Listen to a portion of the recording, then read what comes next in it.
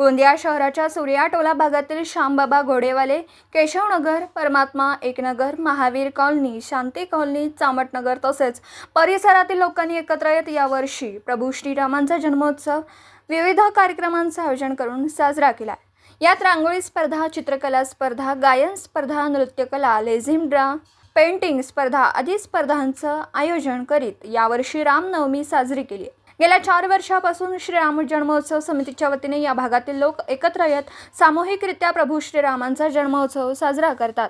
सकाळी 7 वाजल्यापासून या कार्यक्रमांची सुरुवात भव्य रॅली काढून केली जाते।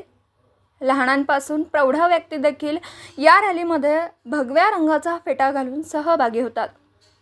एका रथावर प्रभू श्रीरामांची मूर्ती ठेवण्यात येत असून या मूर्तीची महिला सामूहिकरित्या पूजा करतात। त्यानंतर प्रभू श्रीरामांच्या मूर्तीची भव्य मिरवणूक काढण्यात येते। यावर्षी केशवनगर भागात असलेल्या बागेतून या रॅलीची सुरुवात करण्यात आली। श्यामबाबा घोडीवाले ते कुडावा नाका होत ही रॅली टीबी टोली मार्गे कार्यक्रमस्थळी पोहोचली। रॅली दरम्यान शालेय विद्यार्थी तसेच महिला डीजेच्या तालावर आणि लेझिम नृत्य तसेच दांडिया खेळत लोकांना रॅलीकडे आकर्षित करतात।